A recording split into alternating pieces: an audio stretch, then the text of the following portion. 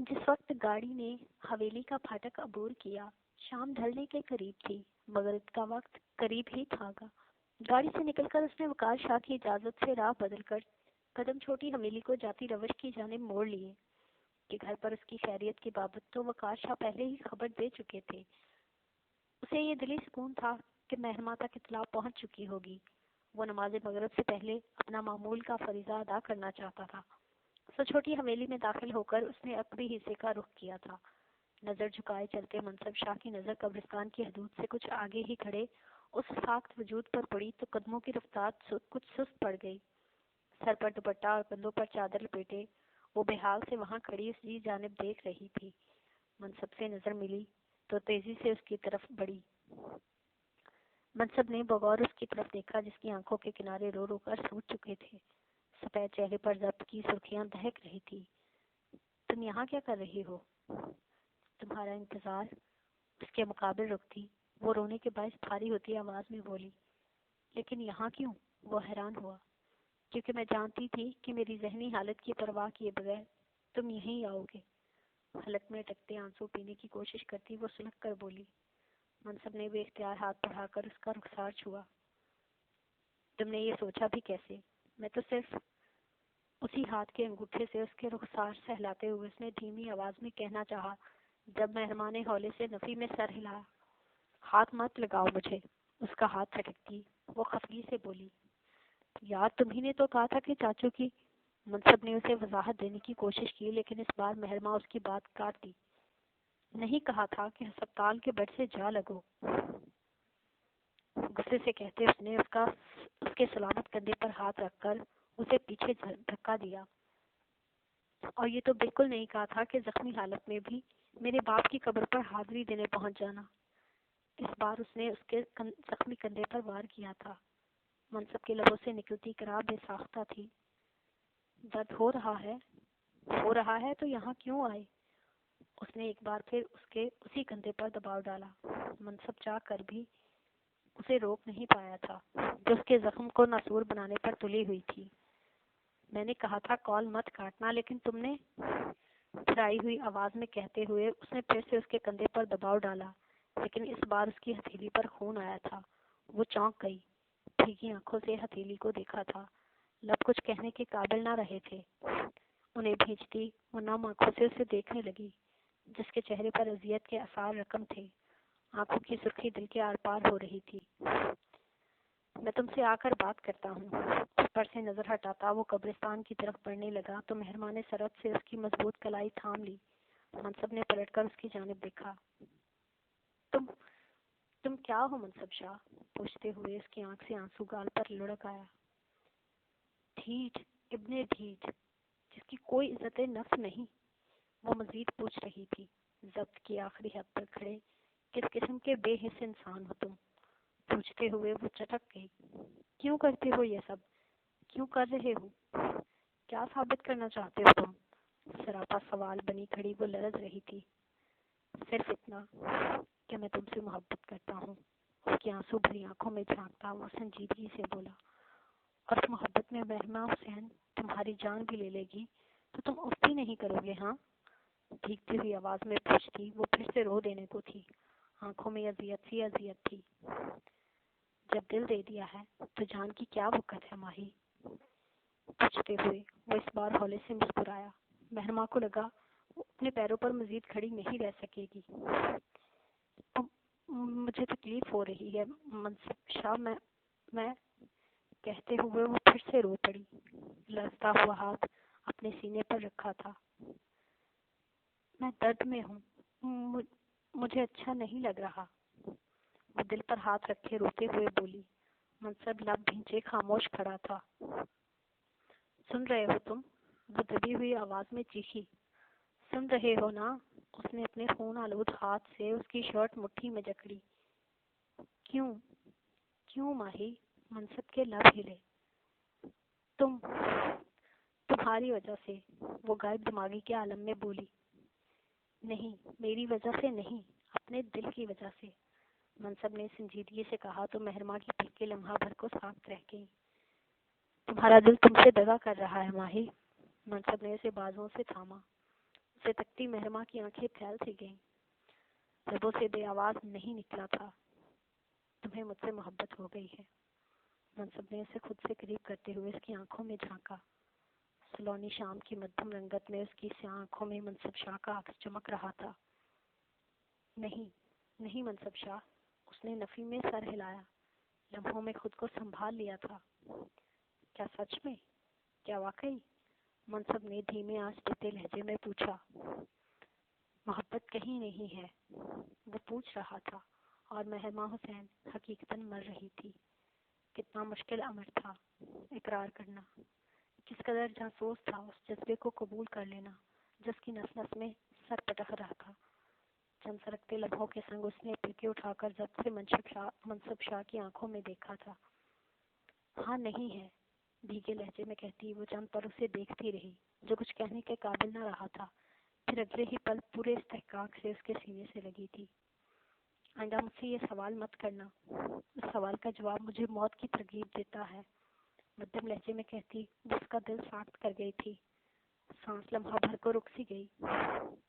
نہیں پلیز، ایسا سوچنا بھی مت ماہی۔ اس کے گرد اپنا صحت مند بازو پھیلاتا وہ فوراً بولا تھا۔ مہرما کی آنکھوں سے نکلتا گرم سیال اس کی شرٹ بھگو رہا تھا۔ مت چاہو مجھے، نہیں چاہیے، نہ چاہت نہ الفت نہ محبت، بس تم چاہیے ہو مجھے ماہی، صرف تم۔ وہ اپنے الفاظ سے اس کا دل دھڑکا رہا تھا۔ مہرما بہت آہستگی سے اس سے الگ ہو گئی۔ اب چلو، ابھی جی کے پاس کل آ جانا، اس کا بازو تھامتی وہ نظریں چرا کر بولی۔ مغرب کی اذانیں شروع ہو چکی تھیں۔ منصب نے پلٹ کر ایک نظر 10-12 قدموں کے فاصلے پر شروع ہوتی قبرستان کی حدود پر ڈالی، پھر اسے اپنے ایک بازو کے سار میں لیتا واپسی کی طرف قدم بڑھا دیے۔ سب منوا لیتی ہو تم ظالم حسینہ، اسے اپنے ساتھ لیے چلتا وہ بہت آہستگی سے بولا تو مہرما کے لبوں پر تبسم ابھر آیا۔ سر اٹھا کر اس آسمان جیسے شفاف شخص کو دیکھا جس کے تکلیف زدہ سا چہرے پر اس کے لیے نرمی ہی نرمی تھی۔ جہاں میں پیکرے حسن جلوہ گر ہیں کتنے، آنکھ نہیں دیکھا نہ مگر تجھ سا دل نشیں کوئی۔ وہ کمرہ عدالت سے باہر نکلا تو سامنے ہی انہیں علی حیدر کے ساتھ کھڑا پایا۔ شمعون لغاری کو وہاں دیکھ کر اس کی بھویں تن گئیں۔ لب آپ بھج گئے تھے۔ کوٹ بازو پر ڈالتا وہ ان کی طرف آ گیا۔ کیوں آئے ہیں آپ یہاں؟ ان کے مقابل آتا وہ سرد لہجے میں بولا۔ سلام دعا بھول گئے ہو؟ اس کی طرف دیکھتے وہ دھیمے مگر سخت لہجے میں بولے۔ آپ کو جب دیکھ لیتا ہوں تو سلام یاد نہیں رہتا، اور جن نظروں سے آپ مجھے دیکھتے ہیں انہیں دیکھ کر دل سے کوئی دعا نکلتی نہیں۔ اب آپ بتائیں کیا لینے آئے ہیں یہاں؟ انہیں جواب دیتا وہ اپنا سوال دہرا رہا تھا۔ اس کے صاف کورے انداز پر شمعون لغاری کی آنکھوں میں اذیت سی دار آئی۔ میرا خیال ہے کہ گفتگو کے لیے یہ جگہ موزوں نہیں ہے، وہ دبی دبی سی آواز میں بولے۔ علی حیدر خاموشی سے پیچھے ہٹ گیا۔ نہیں، دراصل آپ جس شخص سے گفتگو کرنا چاہ رہے ہیں وہ شخص ہی آپ کے لیے موزوں نہیں ہے، سلگتے ہوئے لہجے میں کہتا وہ وہاں رکا نہیں تھا بلکہ ان کے پاس سے گزرتا چلا گیا۔ اس سے پہلے کہ وہ اس کے پیچھے جاتے، کمرہ عدالت سے نکلتے جج کی ان پر نظر پڑ گئی۔ مجبوراً انہیں کچھ دیر اس سے بات کرنا پڑی جو اپنے کچھ ذاتی مسائل کے حل کے لیے ان سے مدد طلب کر رہا تھا۔ اسے تسلی دے کر وہ وہاں سے نکل آئے، لیکن تب تک بدر وہاں سے جا چکا تھا۔ کہاں یہ پتہ کروانا آسان نہیں تھا، کیونکہ اتنا تو طے تھا کہ وہ لغاری ہاؤس نہیں گیا تھا، اور وجہ شمعون لغاری سے فرار کی کوشش ہی تھی۔ ڈرائیونگ سیٹ سنبھالتے ہوئے اس نے گاڑی کو لطیف آباد کی حدود کی جانب موڑ دیا، ساتھ ہی ساتھ منصب شاہ کو کال ملا لی۔ پہلی ہی بیل پر اس نے کال ریسیو کر لی تھی۔ خیریت؟ آج خود سے یاد کیا؟ منصب کی سنجیدہ سی آواز فون کے سپیکر سے ابھری تو بدر نے آنکھیں سکیڑتے ہوئے سامنے دور تک پھیلی سیاہ تارکول پر نظر جمائی۔ تم سے ایک فیور چاہیے۔ بدر ڈائریکٹ مدعے پر آیا۔ فیور کے بدلے فیور؟ منصب نے اسے پچھلی کال کا حوالہ دیا۔ اگر تمہیں ایسا سوچنا ہے تو تم سوچ سکتے ہو، آئی ڈیم کیئر، لیکن جو میں چاہتا ہوں وہ تمہیں کرنا ہوگا۔ بدر نے اثر لیے بغیر کہا۔ کیا چاہتے ہو؟ کراچی آ جاؤ۔ فی الحال یہی چاہتا ہوں، بدر نے سنجیدگی سے کہا۔ ممکن نہیں ہے، منصب نے فوراً جواب دیا۔ ٹھیک ہے پھر، اللہ حافظ۔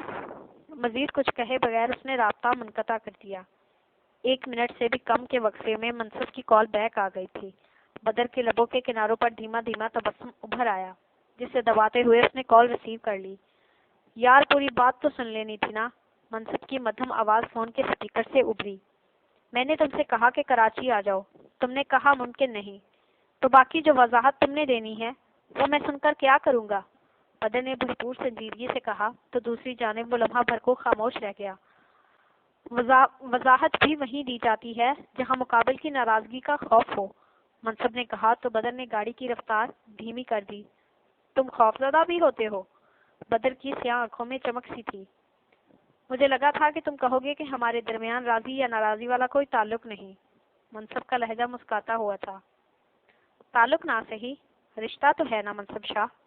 بدر نے اسے مان بخشا تو دوسری جانب وہ کھل کر مسکرایا۔ چاہتے کیا ہو اب یہ بتاؤ؟ منصب نے نرمی سے استفسار کیا۔ میں چاہتا ہوں کہ تم شہیر سائیں سے ملو۔ بدر نے اسے آگاہ کیا، پھر ساری تفصیل بتائی۔ مسئلہ گمبھیر ہے، لیکن بدر میرا وہاں آنا ممکن نہیں ہے یار۔ پرسوں دوپہر ہی کندھے پر گولی کھا کر بیٹھا ہوں، اب ماہی حویلی کا گیٹ بھی پار نہیں کرنے دے رہی۔ بتاؤ میں مظلوم شوہر کیا کروں؟ سنجیدگی سے کہتے ہوئے وہ آخر میں شریر ہوا۔ مظلوم نہیں، کمینے ہو تم، تبھی تو تمہارے جھانسے میں آ گئی ہے وہ، ورنہ جو کچھ تم نے اس معصوم کے ساتھ کیا ہے، اس کے بعد جو گولی تم کندھے پر کھا کر بیٹھے ہو، وہ خود مہرماں کو تم پر چلانی چاہیے تھی۔ بدر نے غیر سنجیدگی سے کہا تو دوسری جانب وہ کہکا لگا کر ہنسا۔ کمینگی نہیں، یہ محبت ہے بدر لغاری، تم نے کبھی کی ہو تو تم سمجھو نا۔ منصب نے بھی بدلہ چکایا تو بدر کے لبوں پر ایک بے درد سی مسکراہٹ آ ٹھہری۔ اس نے گاڑی سڑک کی سائڈ پر روک دی۔ محبت کرنے والی کوئی شے ہوتی تو سردار بدر لغاری کبھی نہ کرتا، لیکن مسئلہ تو یہی ہے کہ محبت بے اختیاری کا دوسرا نام ہے۔ یہ کی نہیں جاتی منصب شاہ، یہ تو ہو جاتی ہے۔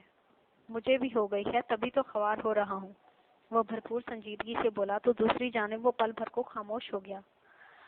محبت میں خواری نہ ہو تو سمجھو محبت نہیں، وہم ہوا ہے بدر لغاری، یہ تو ازل سے طے ہے اور اب تک اس میں کوئی تبدل نہیں۔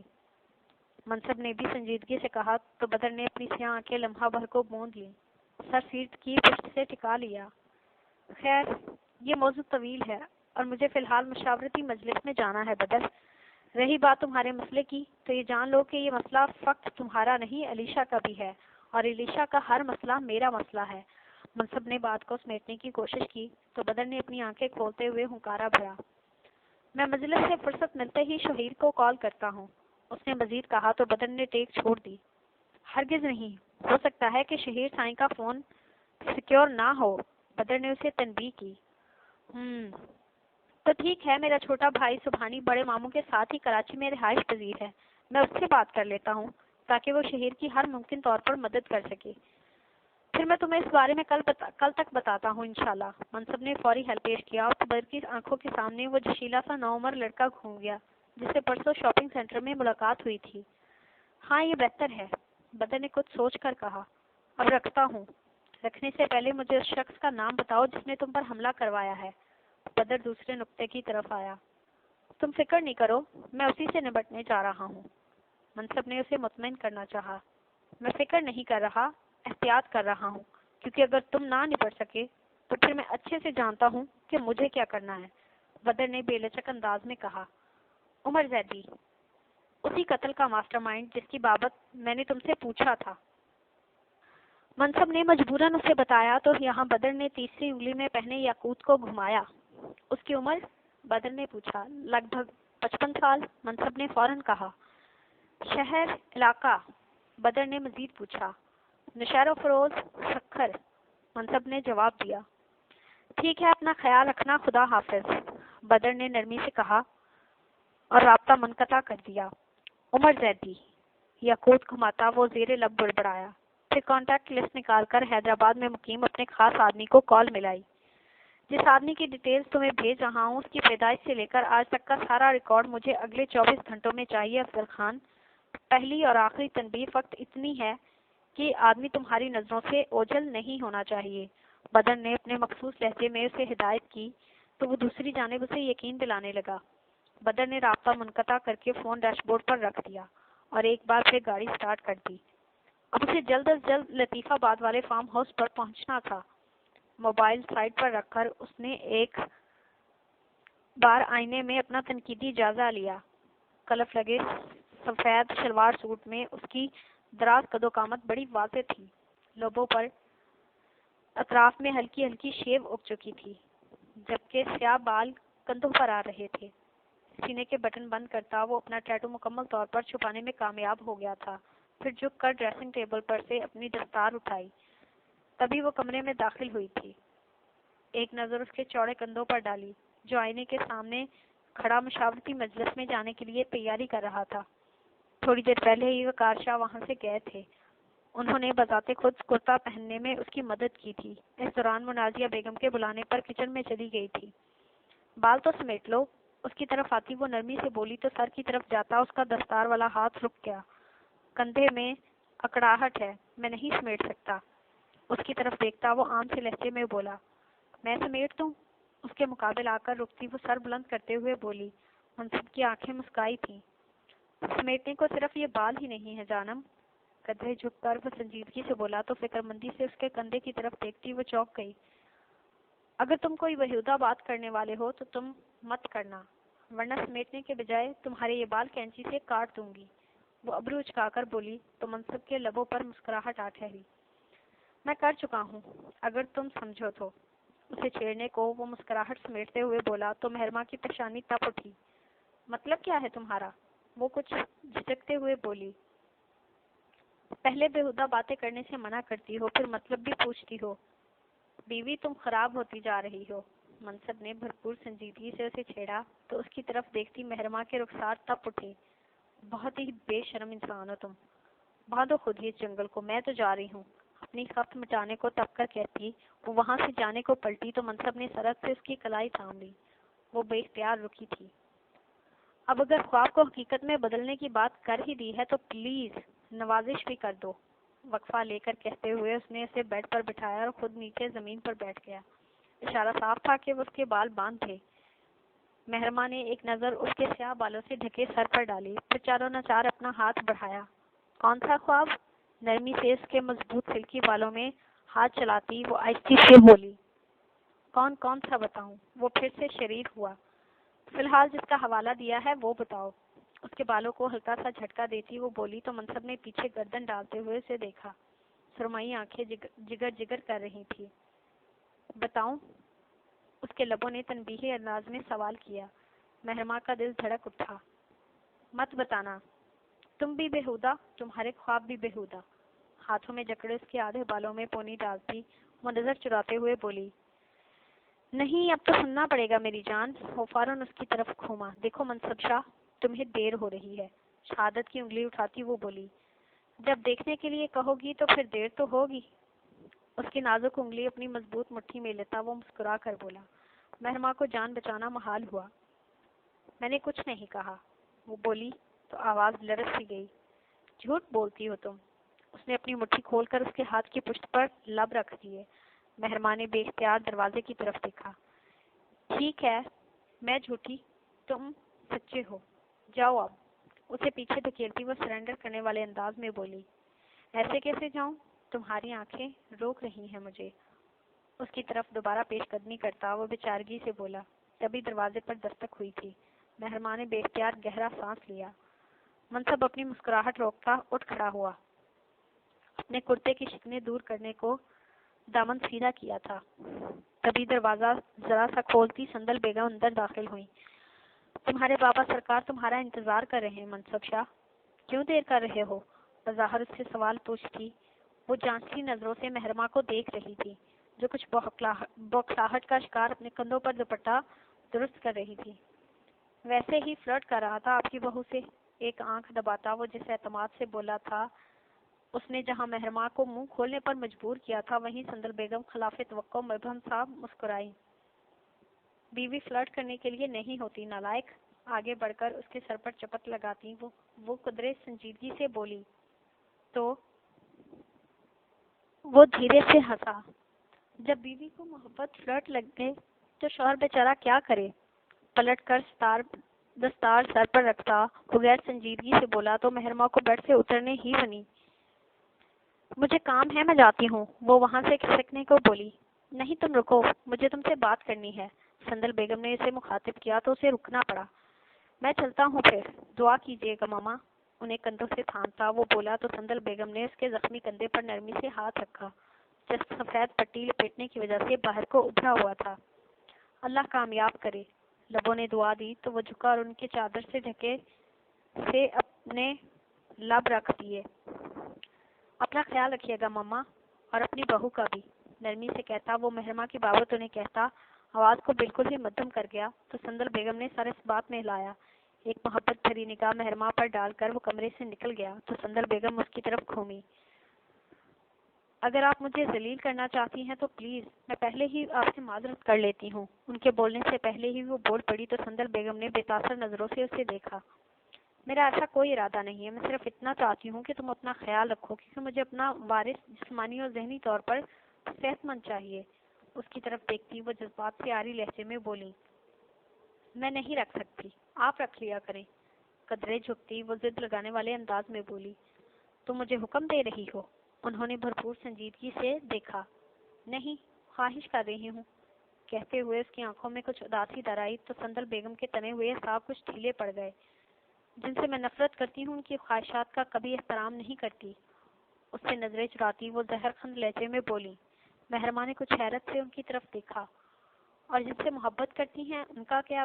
یا پھر ایسا ہے کہ آپ خود کے سوا کسی سے محبت کرتی ہی نہیں؟ بازو لپیٹتی مدھم جتاتے لہجے میں بولی تو سندل بیگم نے فوراً اس کی طرف دیکھا۔ جو خود سے نفرت کرتے ہیں در حقیقت وہی کسی اور سے محبت نہیں کر پاتے مہر منصور شاہ۔ اس کی طرف دیکھتی وہ زخمی لہجے میں پھنکاری۔ نہیں بات میری تو میں نہیں جانتی کہ محبت کیا ہے، کیسی ہے۔ ہاں لیکن میری اولاد میرا جنون ہے، اور کوئی میری اولاد کو مجھ سے دور کرے یہ میں برداشت نہیں کروں گی۔ شہادت کی انگلی اٹھا کر کہتی وہ محرمہ کو ساتھ کر گئی تھی۔ کوئی کسی کو کسی سے دور نہیں کر سکتا مامی سرکار، یہ ہمارا اپنا ہی رویہ ہوتا ہے جو ہمارے اپنوں کو ہم سے دور کر دیتا ہے۔ قدرے سمجھ کر کہتی محرمہ بھی انہیں چونکا گئی تو انہوں نے ہولے سے سر جھٹکا، پھر بنا کچھ کہے اس کے کمرے سے نکلتی چلی گئی۔ اس کی گاڑی کے ہارن کی آواز سن کر چوکیدار نے گیٹ کھول دیا تھا۔ گاڑی آگے بڑھاتے ہوئے اس نے اطراف کا تفصیل کا جائزہ لیا۔ علیشا کے ساتھ ہوئے حادثے کے بعد وہ آج یہ گیٹ پار کر رہا تھا۔ دو اطراف میں آگے کتے کے درمیان بنی روش پر گاڑی بھجاتا وہ گرل تک آیا تو لوہے کی گرل بھی واہ کر دی گئی تھی۔ گاڑی وہیں روک کر وہ باہر نکل آیا اور قدم فارم ہاؤس کی اندرونی عمارت کی طرف بڑھا دیے۔ اسے سلام کرنے کے لیے نوردین تقریباً بھاگتے ہوئے اس تک آیا تھا۔ بدر نے سر کے اشارے سے اسے جواب دیا، جبکہ نوردین کھانے کی تیاری کروانے کی غرض سے شادہ کو بلانے بھاگا تھا۔ اپنے کمرے کو جاتی رات آری نے قدم رکھتے ہوئے اسے بے اختیار 3 ماہ پہلے کا وہ منظر یاد آیا تھا۔ چکنے فرش پر مضبوط قدم جماتا وہ اپنے کمرے کی دہلیز تک آیا، پھر ہتھی آہستگی سے گھمائی۔ ہلکی سی چرچراہٹ کے بعد دروازہ کھل گیا۔ آواز سے واضح تھا کہ اس کے حکم کی تعمیل کی گئی ہے۔ ناظرین میں سے کسی نے اس کے کمرے میں داخل ہونے کی کوشش نہیں کی گئی تھی۔ دروازہ اندر کی جانب دھکیل کر اس نے بہت آہستگی سے اندر قدم رکھا تو جوتوں کے نیچے مٹی کرکنے لگی۔ لب بھیجتے ہوئے اس نے دیوار پر ہاتھ مارا۔ کمرہ لمحوں میں روشن ہوا تھا، فرش گرد آلود تھا۔ پہلی نظر زمین پر پڑی جہاں خون کے دھبے معدوم ہو چکے تھے، دوسری نظر اٹھی تو کھڑکیوں کے لکھے پردے میلے دکھائی دیے۔ اس پر ہاتھ باندھا وہ قدم قدم چلتا بیڈ کی جانب آ گیا۔ بیڈ کی بے ترتیب چادر پر پینتی کے قریب خون کے دھبے اپنا رنگ کھو چکے تھے، سوکھ چکے گجے اسی طرح وہاں پڑے تھے۔ بدر ذرا سا جھکا، پنجوں کے بل فرش پر بیٹھ گیا، ہاتھ بڑھا کر فرش پر جمی گرد کی تہہ کو ہولے سے صاف کیا۔ وہاں خون کا نشان تھا اور ایسے ہی نشانات کمرے کی دہلیز تک جا رہے تھے۔ بدر نے گردن موڑ کر ایک بار پھر بیڈ پر پڑے ان گجروں کو دیکھا جو علیشا کی کلائیوں میں سجنے سے پہلے ہی بے مول ہو چکے تھے۔ دل میں ایک دم درد سا اٹھا تھا۔ مضبوط ہاتھ بڑھا کر اس نے ایک گجرا ہاتھ میں لینا چاہا، سوکھ چکی پتیاں کسی مقصا وجود کی مانند اس کی انگلیوں سے پھسل گئیں۔ بدر نے لمحہ بھر کو آنکھیں میچ لیں۔ میں تیرے ہجر کے قصر سے جب نکلوں گا تو پھر ایک تماشا ہوگا، بے تحاشا ہوگا۔ ایک گہرا سانس لیتے ہوئے اس نے بہت آہستگی سے آنکھیں کھول لی۔ سیدھے ہو کر کھڑا ہوتے ہوئے اپنے فل فرنشڈ کمرے میں چھائی ویرانیوں کو گھورا۔ وہاں ہر طرف دھول تھی، وہی دھول جو اس نے کبھی علیشا کی آنکھوں میں جھونکی تھی۔ ایک وہ اذیت تھی جو اس نے علیشا چوہان کو دی تھی، ایک یہ اذیت تھی جو وہ اسے دے رہی تھی۔ حساب دگنا تھا یا چوگنا، لیکن وہ بخوبی برابر کر رہی تھی۔ کیسا محسوس کر رہے ہو؟ ہمیشہ کی طرح وہ اس کے کان کے قریب آ کر بولا تھا۔ بدر اس بار چونکا نہیں تھا، بلکہ پلٹ کر زخمی نگاہوں سے اسے گھورا تھا۔ تم بخوبی جانتے ہو، مقابل کی سنہری آنکھوں میں جھانکتے ہوئے سرد لہجے میں بولا۔ لیکن تم نہیں جانتے، یہ راستے کا اختتام ہے بدر لغاری، اور تم اب کچھ نہیں کر پاؤ گے۔ شمس نے ایک ایک لفظ پر زور دے کر کہا۔ راستے کا اختتام سردار بدر لغاری کی موت کے ساتھ ہی ہوگا شمس لغاری۔ بدر گررایا، بدلے میں وہ دھیرے سے ہنسا۔ تو یعنی تم مرنے والے ہو؟ شمس نے بڑی صفاقی سے اس کا مذاق اڑایا تھا۔ بدر کی آنکھیں جلنے لگی۔ اس نے دھیرے سے سر اس بات میں ہلایا۔ مر سکتا ہوں، مٹ سکتا ہوں، فنا ہو سکتا ہوں، لیکن اس راستے کو تمام نہیں ہونے دے سکتا جس کی راہبر علیشا لغاری ہے۔ سلگتی ہوئی نظروں سے شمس کا چہرہ دیکھتا وہ مدھم آواز میں بولا تھا۔ شمس کے لبوں پر کھیلتی مسکان معدوم ہو گئی۔ موت آسان تھوڑی ہے بدر۔ اس کی سنہری آنکھوں میں اداسی در آئی۔ بار بار تمہارا سامنا کرنے سے بہت آسان ہوگی، مجھے یقین ہے۔ اسے پیچھے دھکا دیتا بدر سخت لہجے میں بولا۔ بدلے میں دوسری جانب خاموشی چھا گئی۔ بدر نے نظریں اٹھا کر اس کی جانب دیکھا۔ وہاں دھول تھی، خاموشی تھی، تنہائی تھی۔ بدر کو وہی دھول اپنی آنکھوں میں گھستی محسوس ہوئی۔ اس نے سرعت سے اپنی سیاہ آنکھوں کو رگڑا، پھر جس کام کی غرض سے وہاں آیا تھا اسے سر انجام دینے لگا۔ چڑھتے سورج کی روشنی میں مجلس کا انعقاد کیا گیا تھا۔ منصب نے اجتماعی اسلام کے بعد گدی سنبھال لی تھی۔ خاندان کے معززین پہلے سے ہی وہاں موجود تھے، انہی میں عمر زیدی بھی شامل تھا۔ تھوڑی ہی دیر میں مقدمے کی شروعات ہو گئی تھی۔ مقتول کے لواحقین اور ملزمان دونوں ہی وہاں موجود ہونے کے باوجود خاموش تھے۔ عمر زیدی کو یقین تھا کہ منصب شاہ سب سے پہلے اس سے خود پر ہوئے حملے کی باز پرس کرے گا، لیکن اس کے ہوش تب اڑے جب منصب نے فدا حسین کی موت کا ذکر کیا تھا۔ راکھ میں دبی چنگاری کو بھڑکتے دیکھ عمر زیدی کچھ گڑبڑا گیا، لیکن اس کے سنبھلنے سے پہلے ہی منصب نے 45 سالہ ایک آدمی کو زیدی کے خاص آدمی کے طور پر متعارف کروایا تھا۔ بلا شبہ وہ زیدی کا اہم آدمی تھا، لیکن وہ فدا کے قتل میں کبھی ملوث نہیں رہا تھا۔ یہ الزام ہے، جھوٹ ہے۔ فدا سائیں کی موت ایک حادثہ تھی، یہ ہم سب جانتے ہیں۔ عمر زیدی نے اپنے جڑے لب کھولے۔ قتل بھی عام طور پر حادثے کی شکل میں ہی ترتیب دیا جاتا ہے، یہ بھی سبھی جانتے ہیں عمر۔ اس کی جانب سے وقار نے جوابی کارروائی کی تھی۔ تو ٹھیک ہے، اگر وہ قتل تھا بھی تو اس بات کا کیا ثبوت ہے کہ وہ قتل میں نے کروایا تھا؟ بھائی سرکار، عمر زیدی نے بری طرح بل کھاتے ہوئے سوال کیا۔ شاہ نواز افندی نے خود قبول کیا ہے کہ اس نے 20 سال قبل تمہارے حکم پر فدا کو ویگن تلے کچلا تھا۔ وقار شاہ پھر سے ہولے بولے۔ ان کے نام لینے پر حاضرین نے مجلس ایک جانب سر جھکائے کھڑے شاہ نواز افندی پر ڈالی۔ کون شاہ نواز؟ میں کسی شاہ نواز کو نہیں جانتا۔ وہ ایسے پہچاننے سے ہی انکاری ہو گیا۔ یہ آپ کیا کہہ رہے ہیں مرشد؟